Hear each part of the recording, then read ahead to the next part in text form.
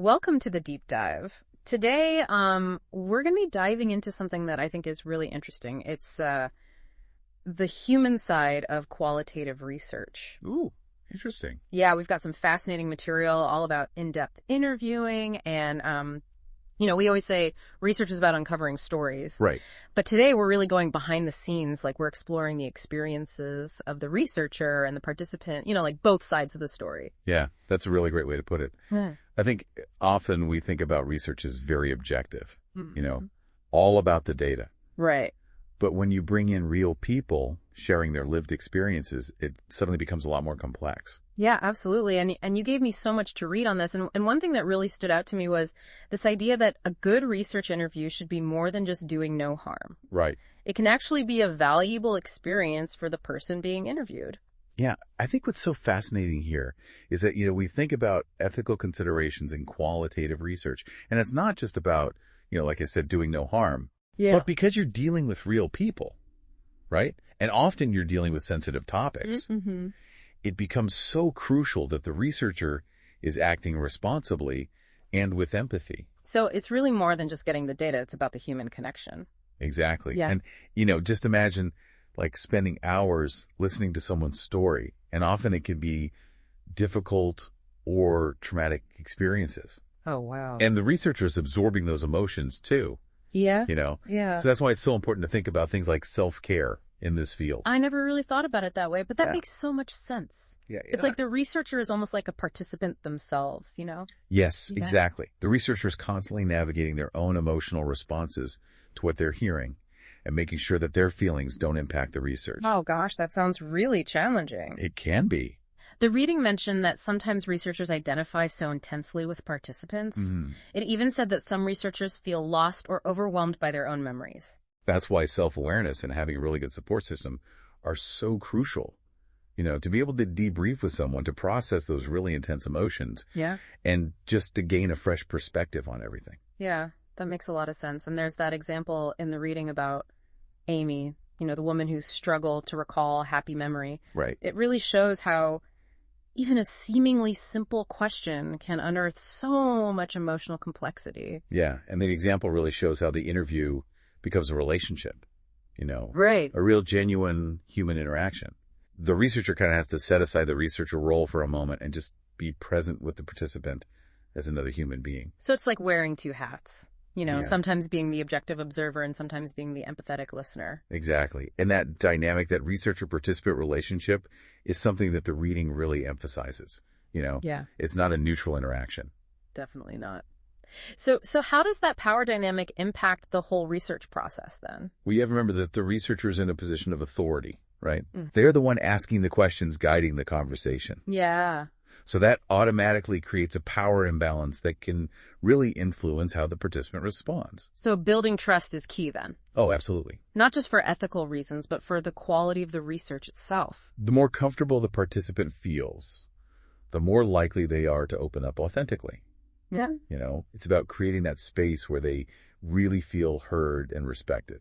And that feeling of truly being heard, could that actually be a valuable experience for the participant? It can be incredibly valuable.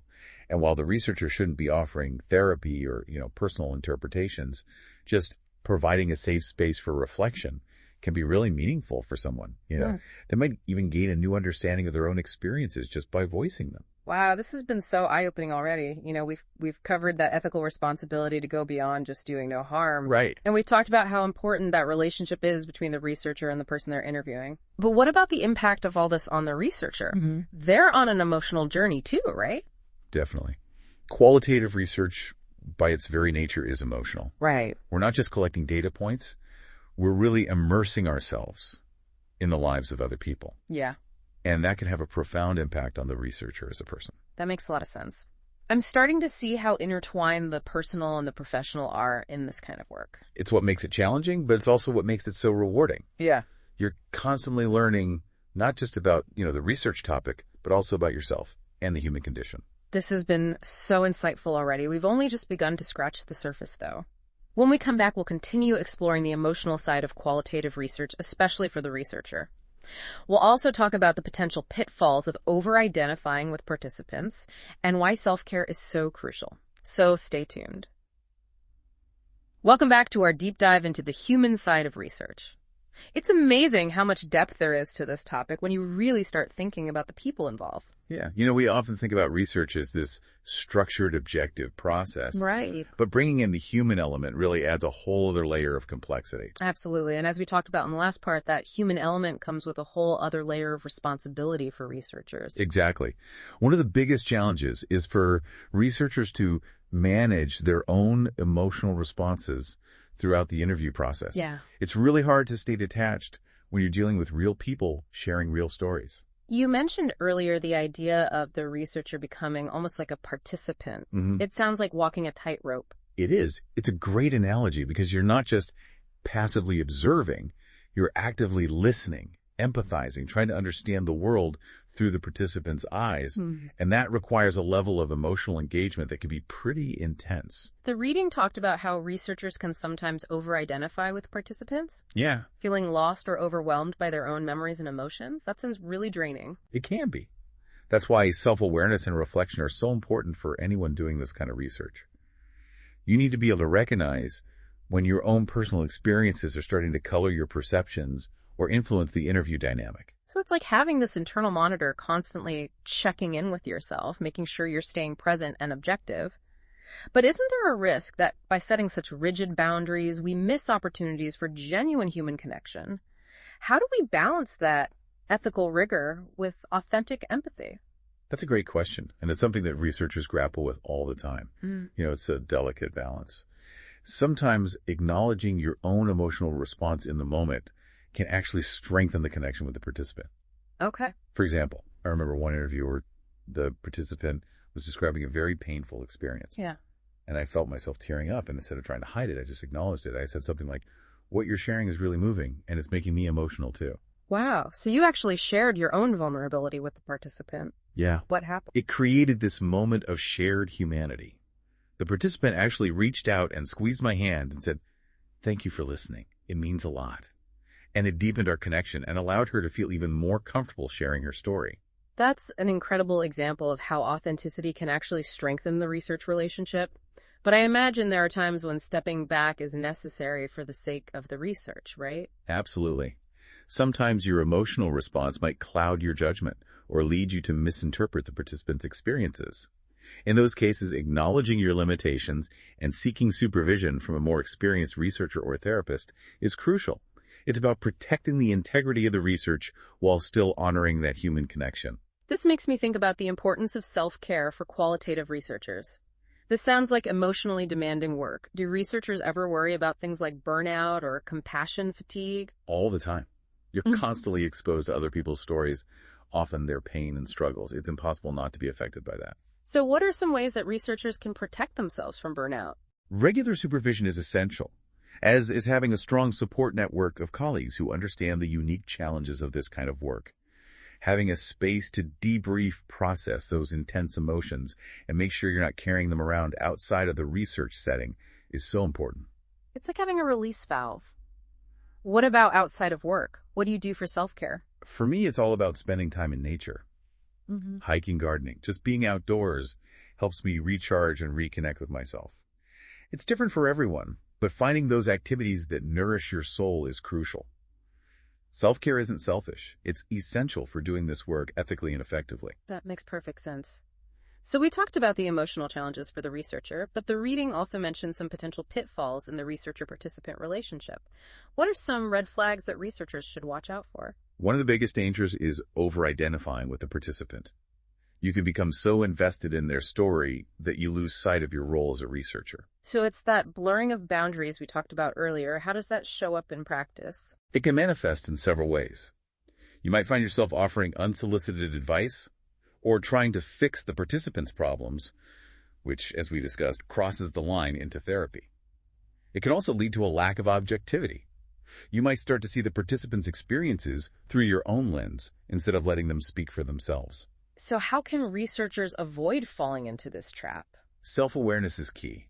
You need to be constantly checking in with yourself, making sure you're staying true to your role as a researcher. and remembering that your primary responsibility is to the research, not to the participant's personal well-being.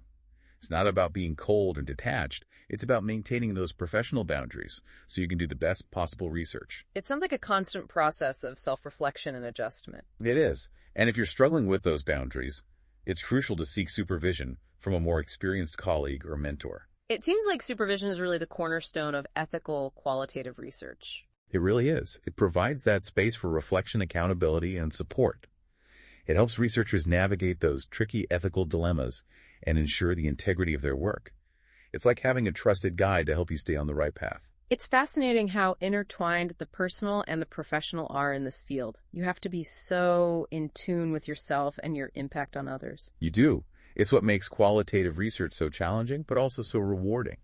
You're constantly learning not just about the topic you're studying, but also about yourself and the human condition. Speaking of learning, I'm curious to hear about your personal experiences with navigating these ethical and emotional complexities. Have there been any particularly challenging moments that stand out for you? There have been many over the years. One that comes to mind involved a participant who was sharing a very traumatic experience. And as she was telling her story, I could feel myself getting really choked up. I could feel tears welling up in my eyes. I can't even imagine how difficult that must have been. What did you do? I took a deep breath and reminded myself that my primary responsibility was to create a safe space for her to share her story. It was her moment, not mine. I also made a mental note to process my own emotions later on with my supervisor. It sounds like you handled that situation with incredible grace and professionalism. I'm not sure I could have done the same. I just try to do my best. Yeah. It's not always easy, but it's important to remember that the participant is trusting you with their story, and you need to honor that trust by remaining present and composed. And sometimes that means putting your own emotions aside temporarily. Exactly. And remember, ethical research isn't just about avoiding harm. It's about actively promoting well-being for both the participant and the researcher. So how do researchers go about finding those ethical boundaries? Is there like a rule book? It starts with a solid understanding of the ethical principles outlined by professional organizations like institutional review boards or IRBs. These are groups that review research proposals to make sure they're ethically sound. But ethical research goes beyond just following a set of rules. It involves a lot of self-reflection and critical thinking. You need to be able to anticipate potential dilemmas and think through how you would handle them. So it's about developing a strong ethical compass and being prepared for the unexpected. Exactly. You also need to be willing to seek guidance from mentors or colleagues when you encounter challenging situations. It's a lifelong learning process. So what are some key questions that researchers should be asking themselves as they navigate these ethical waters? Here are a few that come to mind. Am I truly respecting the participant's autonomy and confidentiality? Am I being transparent about my role and the purpose of the research? Am I ensuring that the participant feels safe and comfortable sharing their experiences? Am I staying true to the research question, or am I letting my own biases or personal experiences influence the data collection process? Am I taking care of my own emotional well-being and seeking support when needed? It's about being honest with yourself and making sure you're acting with integrity every step of the way. Those are really important questions to consider. I can see how constantly evaluating your own actions is vital in this type of work. It is. And it highlights that ethical research is about more than just avoiding harm. It's about actively promoting the well-being of both the participant and the researcher. This has been an incredibly rich discussion so far. We've explored the ethical and emotional complexities of qualitative research from both the researcher and the participant's perspective. But before I wrap up this part, I want to touch on one more point. The reading mentioned that the research relationship doesn't necessarily end with the interview. That's right. The ethical considerations extend to the entire research process, including how the findings are shared. So how can researchers ensure they're representing their participants' stories ethically and responsibly when they publish their findings? It's a lot of responsibility. It is. It starts with obtaining informed consent from participants. We need to make sure they understand how their data will be used and that they have the right to withdraw from the study at any time. That's crucial. And what about protecting their anonymity when sharing their stories? That's also crucial. We use pseudonyms and take steps to de-identify any potentially sensitive information. So even though we're sharing real stories, we do it in a way that protects the participants' privacy. It's about finding that balance between sharing valuable insights while respecting the trust that's been placed in us. That makes sense. It sounds like a very careful balancing act. It is.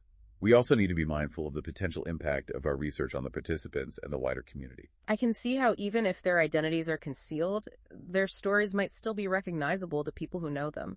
Exactly.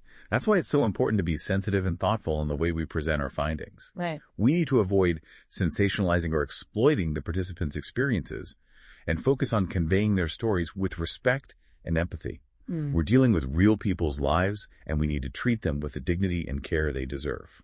Well, this has been incredibly eye-opening so far. We've explored the ethical and emotional complexities of qualitative research from both the researcher and the participant's perspective. When we come back in part 3, we'll delve into the specific challenges of concluding the research relationship, saying goodbye, and ensuring the ethical dissemination of findings.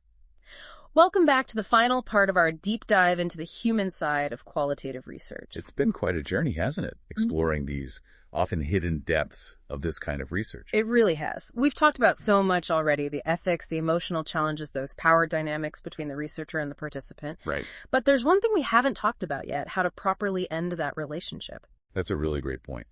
It's just as important as any other part of the research process, and it really requires a lot of care. So how does a researcher say goodbye in a way that honors that close connection they've built with the participant? Well, it's more than just ending the interview. You have to acknowledge the participants' generosity, thanking them for their time and for trusting you with their experiences. It sounds like it's about closure, both for the research itself and for the relationship. Exactly.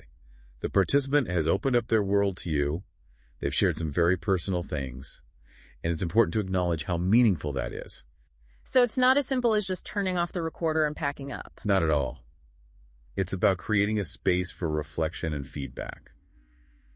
Ask the participant how they felt about the interview, what they got out of it, and if they have any questions. So it's like a debriefing session almost. You could say that it's an opportunity for the participant to feel heard and respected and valued. And to address any worries or uncertainties they might still have. Right. And we also have to remember that, the researcher holds a position of power. So it's important to try to balance that out as much as possible. This makes me think about those situations where a participant wants to stay in touch after the interview. What do researchers do then? That must be tricky. It can be. It requires clear communication and setting boundaries from the start. The researcher needs to gently remind the participant about the limited nature of their role and the time they have available. While still showing appreciation for the connection they've made. Exactly. It's all about finding that balance between being a caring person and maintaining those professional boundaries. Do you have any tips for researchers who find themselves in that situation? Well, first be upfront about the limited nature of the research relationship. Explain that while you value their participation and the connection you've made, you're not able to stay in contact after the study is over. And if the participant keeps pushing? Then you need to be firm but kind. Reiterate those boundaries. And if it's appropriate, offer other resources. For instance, you could suggest a support group or a therapist if they're looking for ongoing support. So it's about being responsible but also compassionate. Exactly. And sometimes that means recognizing when you're not the right person to help and guiding them towards someone who is. This has been really helpful in understanding how to end the research relationship in an ethical way. But what comes after that? How do researchers make sure they're handling the data responsibly once they've said goodbye? That's where those ideas of confidentiality, anonymity, and informed consent are so important. Researchers have an ethical obligation to protect their participants' identities and to use their data in a way that respects their privacy and dignity. What are some specific things that researchers can do to make sure they're doing that? Well, it starts with getting informed consent from participants before the interview. This means explaining what the research is about how their data will be used and that they can leave the study at any time. And after the data has been collected? Then we have to remove anything that could identify the participant. We use pseudonyms, we take out personal details, and we store the data securely. So even though you're sharing real stories, you're protecting the participants by keeping them anonymous. Precisely. And we always have to think about the impact our research could have on the participants and the wider community. Even if their names aren't used, their stories might be recognizable to people who know them. That's right. Yeah. So we have to be very careful and thoughtful about how we present our findings. We avoid sensationalizing or exploiting their experiences. We want to share their stories with respect and empathy. This deep dive has really opened my eyes. It's made me realize how much more there is to research than just gathering data. It's about human connection and ethical responsibility. I think that's a great takeaway. Qualitative research is such a powerful way to understand people and their experiences. But we always have to remember the human beings behind the data. Absolutely. Well, this has been an incredible conversation. It's given us so much to think about, both as researchers and as human beings. It has. And I hope it encourages our listeners to think about the ethical implications of their own work and interactions. I hope so too. Thanks for joining me on this deep dive. It's been my pleasure. And to our listeners, thanks for being here. If this episode has sparked your curiosity, we encourage you to continue exploring the world of qualitative research and to always remember the importance of ethical and compassionate engagement in all your endeavors.